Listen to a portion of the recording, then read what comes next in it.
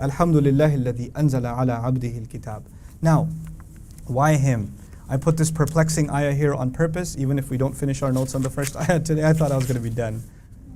I so thought wrong. Yeah, we're not going to be done. Okay, that's okay. That's okay. Is it a good pace? Not a good pace? We're good. I'm happy, even if you're not happy. That's okay. Okay. But I mean, I'll finish this one concept, which is a very powerful concept. One of the benefits of why this slave? Why this slave? Why in the middle of Arabia? Why in the middle of the desert? You have the Roman Empire, they have a history in philosophy. They have empire. You have the Persians, they're poetic people, man. They got a long history. Why not a messenger among them? The Quraysh said, fine, even if you pick one among us, لَوْلَا نُزِلَ هَذَا الْقُرْآنَ عَلَى رَجُلٍ مِّنَ الْقَرْيَتَيْنِ عَظِيمٍ. How come no celebrity from the two towns, Makkah and Taif are pretty big towns, we have some many billionaire people. If you pick one of the hot celebrities and you make them a prophet, everybody's already listening to them. Why not pick one of them? Why here? And then on top of that, we have the Jews who have a history of prophets and so much more record, and they're waiting for a prophet also. Why not just give them one? The Quraysh aren't waiting for a prophet. They're not welcoming a prophet. The Yahud are actually waiting for a prophet. They're making dua for it. وَكَانُوا مِن قَبْلِ يَسْتَفْتِحُونَ عَلَى الَّذِينَ كَفَرُوا. They used to lose in battle to the Quraysh and say, you know, our prophet is right around the corner. And when he comes, we're going to get you that time. You may have beat us now, but he's coming. All the signs are here. Which is pretty ironic, right? Because all signs were there, and he came. فَلَمَّا جَاءَهُمْ مَا عَرَفُوا كَفَرُوا بِهِ. When what they knew exactly came, they denied it. They rejected it. But now listen, why Rasulullah sallallahu alayhi wasallam? You can say, Allah chooses who He chooses. And I agree.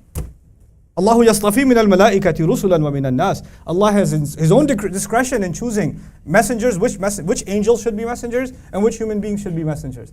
But there is one place in the Quran, a peculiar place in the Quran, that Allah gives us a rationale for why Rasulullah was chosen, sallallahu alayhi wasallam. And that's the ayah I want to put before you. قُلْ إِن كَانَ لِلرَّحْمَنِ وَلَدٌ.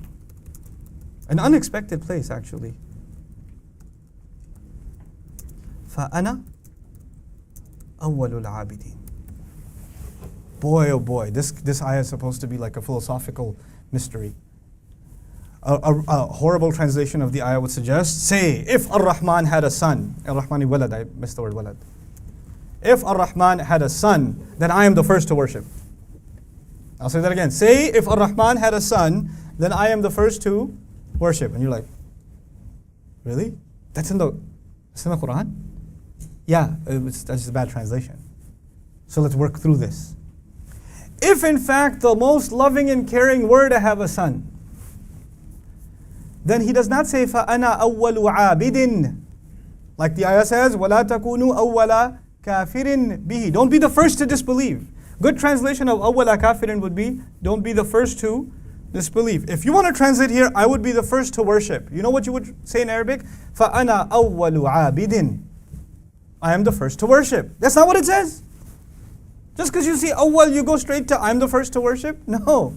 Awwalul abidin actually means then of all those, all human beings, or all creation that has ever worshipped, all creation that has ever worshipped, I am superior to all of them. All human beings, angels and jinn, that have ever worshipped, and by the way, worshipped anyone or anything, nobody has done more worship and more superior worship than myself. Now, does that sound like a statement of pride? I am the most supreme worshipper of all. Does that sound like a statement of pride? Honestly. Yeah. Yes. That's why Allah did not make him say it on his own. He said, قُل, you tell them this. Because you can't get yourself to say it. I have to tell you to say it. I have to tell you to say it. He's so much of a abid, he can't even say it himself. So what the point being made in the ayah is, if Ar-Rahman had a child, if Ar-Rahman had a walad, you're going to know or I'm going to know who's no one's ever done more ibadah than me. No one's done more ibadah than me. Allah chose the most qualified of all of His ibad to be His slave. He's to be the epitome of what it means to be a slave of Allah. Actually, the word slave from here on out will be defined by Rasulullah sallallahu alaihi wasallam, and that is why the word abd, slave, which you could say is a derogatory term, once that term got used for Rasulullah sallallahu alaihi wasallam, and to describe the closest relationship he can have, like Ibn Ashur says, لِلتَّقْرِيبِ لِرَبِّهِ, to bring him closer to his Rabb, he used the word abd. Because a master gives, when a master makes a call, I need this, I need that or the other, who's always at the service?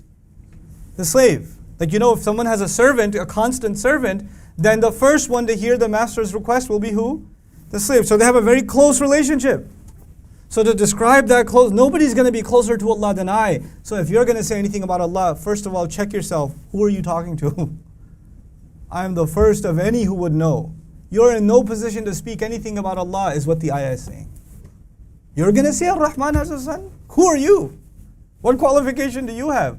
I am awwalul abideen. Tell them, challenge them. Let's see if they can do more worship than you. Let's see if they can demonstrate that they have more ibadah than you. Ana awwalul abideen. Keeping that in mind when you understand, Alhamdulillah alladhi anzala ala abdihi. All praise and gratitude belongs to Allah, who sent down upon His slave. Because the purpose of this book was not to teach you philosophy, was not to teach you arguments, was not to give you some mathematical formula or whatever. The purpose of this book was to demonstrate to you what does it mean to be a abd of Allah. This is the last letter from Allah. These are the last letters from Allah to humanity.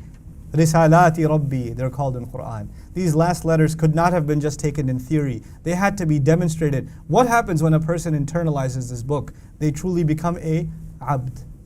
They become a abd. So Alhamdulillah alladhi anzala ala abdihi. This is all just tied together, how the book had to be given to the ultimate abd. Really, I don't know how to translate this in English except to say, all praise and gratitude belongs to Allah, who sent the book down as an incredible gift, allowing it to remain as a guest inside the chest of his ultimate slave, ala abdihi, al-kitab.